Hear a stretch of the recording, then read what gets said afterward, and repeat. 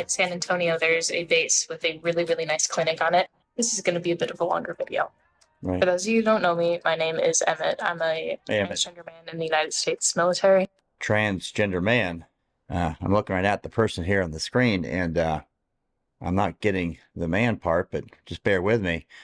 Welcome back to Jamesons Travels. Specifically the Air Force, but I don't think that's too important. Right now. I am pre-op, pre-T, but not for long. Let me explain. So in the Air Force, right, if you're a trans member wanting to transition, you meet with your mental health provider, and they put together like a package, a bunch of paperwork to send you to Texas. Now, why Texas? Yeah, I'm sure you guys have all seen the bills that have been proposed. Texas doesn't seem the most friendly for, transgender individuals. However, in San Antonio, there's a base with a really, really nice clinic on it. And that's where the transgender headquarters are called. It's called THEMU. It's an acronym. All right, let me get this right. This is kind of mind-boggling. So there's a base that's a transgender headquarters, THEMU, and you send people like on a spa vacation to get transitioned, and we're paying for it. So what's my axe to grind here? I think this person's to do all the transition they want as an adult. I don't want to pay for it personally. I know what the military resources is taking away from people needed who are in, veterans. So that's my axe to grind with it. I think they should do this human, he, him, zim, zer, do their thing. But is this the best use of our money?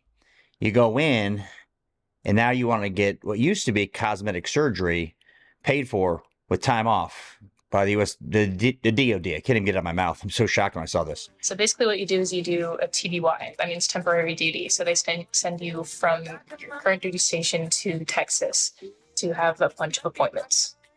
About this is back in May when I had my initial meeting with my mental health provider. They said that it was medically necessary for me to transition. Basically, I got diagnosed with gender dysphoria, and they're like, yep, this needs to happen. Okay, this person hasn't been in the Air Force too long. Glad they're in. Glad they want to serve. That's awesome. You go in, you're already transgender. Now you want the government to give you time off because you're about to hear they're going to get a mastectomy, hysterectomy, and take hormones. So out of a 4-year hitch, they're going to be on light duty, profile, whatever you want to call it, for nearly the whole time they're in. Then you have to have mental health treatment, counseling, all that shit, nonstop. So out of 4 years, you may have somebody actually doing their job 6 months. Is this the lethality we're looking for? Is this the readiness we're looking for? I mean, you gotta be fucking kidding me. That was kind of a long introduction, but now I'm finally here. And the appointments they go over, we have appointments with like an endocrinologist, we have appointments with nutrition, we have appointments with surgeons, with everybody, basically just like giving us a ton of information. What they do is put together a treatment plan, right? So it's basically like, this is when...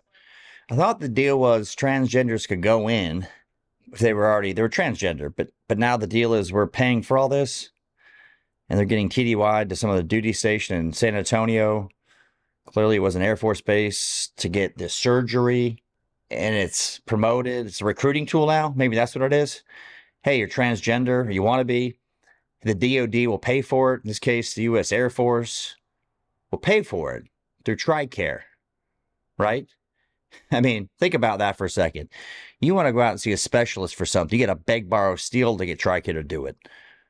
But this person is going to get it paid for by TRICARE because it's life-saving surgery. But we knew going in there was this issue. You can't go in with asthma. Maybe you've got your colorblind. You can't fly planes, right? But this somehow is acceptable. When this individual is going to start hormones, this is when they're going to get top surgery. Like, they just give like ballpark, right? Ballpark estimates. Now, luckily, the people that work in this clinic are extremely good. They are so respectful. They love what they do. And by the time you get to the clinic, things move fast because they know this is a necessary life-saving thing for a lot of people. What does that mean, necessary life-saving thing? Like, to me, that is, you need a kidney transplant or a liver transplant. That's necessary life-saving. But what I'm hearing is if this person doesn't get paid for by the U.S. government, a mastectomy, a hysterectomy, testosterone, and then facial masculization surgery, they're not going to live anymore. But we knew this going in, right? When you recruited the person, you knew all these things. And now you bring them in, and the whole time, they're not serving the purpose of why they enlisted. How does this help? Please make me understand. I'm really stupid. Make me understand. And by the time I get back to my home station, I should be on hormones within a couple weeks, which is insane. I've been dreaming about this moment, and I'm so close. I'm going to be on T by the end of the month. Now, as far as top surgery goes, think about this for a second. You're a little tiny guy. You got bad genetics. You're skinny. You want to go to your doctor, Fort Carson, Evans, right? And you say, listen, doc, I'm working out. I'm putting the time in the gym. I'm not gaining any muscle. I want you to affirm my gender. I'm a man. I don't feel like a man. I want to be built, jacked, right? The doctor would be like, get out of here. Your head case. Get on. But yeah, this is different somehow or the other. I don't see the difference, quite frankly. Let's say you're really fat. You're like, doc, I'm eating right. I'm doing everything. I'm just naturally fat. Will you give me some medication for it? Give me some trenbolone acetate as a growth hormone, testosterone. Doctor say, get out, go PT, son. This is a unique thing we've got here. And when I saw this, there's a part of a base, whatever it's called, just made for this. I go, wow, what an outstanding use of our resources, DOD. I don't particularly have an exact date yet. I do know when I'm going to talk to my mental health provider and get a letter of recommendation for top surgery, which is in March. Now, some things are recommendations as far as surgeries go. Think about that. So top surgery, hysterectomy. How long are they going to be out light duty on a profile? Not going to do both at the same time, of course. So you have a profile for top surgery, massive skin surgery, hysterectomy, massive surgery that you don't want to do unless you have to. And then you got to add hormones. You got to adjust them. You got to do this. You got to do that. They got to have the hormones once a week. Does that seem like the readiness, the lethality we're looking for? That's a real question, man. I sit here and see this. I don't care what this individual does personally. Don't care. However, you bring them in and you say, yeah, you can't afford it outside. Don't worry. Come in. TRICARE will pay for all this. Yet the VA, you can't see a neurologist for 6 months. Dermatologist. Yeah, so our finite resource used for this. Now they're getting paid, TDU, to go to some other base to see like a clinic, a team, a spa. Then they transition. I'm just wondering if that makes sense to you. Some things are necessary, right? So top surgery, there's recommendations for how long you should be on hormones, but they don't have like a clear-cut deadline for anything affecting fertility. So for me, a trans guy, hysterectomy or bottom surgery, I need to wait at minimum 12 months on hormones and with real-life experience. Basically, there's this thing called an ETP, exception to policy, which allows me to present as a man on base, use the male facilities, wear the male uniforms. And once that is signed by a bunch of people, it goes. How's that going to work? So you're PT and you're showering up in a barracks if there's squad bays anymore. Let's just say, and this person's in the shower, and they got a vagina. And there's 18 dudes in there. Think of my experience. Dudes are joking, having a good time, saying it's like a penis just smaller than the boy, laughing at them. Then you see this, and you go, okay, their breasts are cut off. There's a vagina. What is going on here? Well, of course, you need to add a fake unit, right? That's the next surgery, to add one so you fit in. How's that going to work? Does it build cohesiveness? Does it build a better Air Force in this case? Let me know. It's this huge process. Then my real life experience starts, even though I've been living as a trans guy for like almost a year. All right, you got to ask yourself the question. Look at this image on the screen. Could be an outstanding airman. I think if you want to serve, that's awesome. I don't care about your sexuality. Let's take that off the table.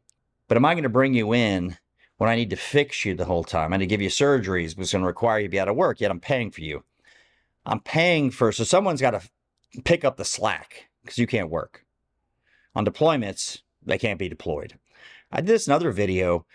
People that are transgender have got a permanent waiver, I should call it, from PT standards, weight standards, and employability. Permanent. Check some other videos. The link's in that description. From the DOD, signed. These people get a special break. Now, does that make the military better? Do they fit in with the boys or the girls or whatever they want to be? Do they fit in? Is it more lethal? Is it good for morale? And if you can tell me it is, explain it to me. Explain how bringing somebody in where the whole time they're in, they may be on light duty, not deployable, not able to do their job because you're having massive surgeries. You won't let a person in with, say, a defect of some type, a body defect that you could surgically fix, but you won't. But yet this is the same thing we're doing to help lethality, readiness. So being sold to us. And if you say anything, of course, you're the bad guy. You just go, I had a question. How does this make us better? And the answer is it doesn't. But the answer is it's social policy engineering put into your military.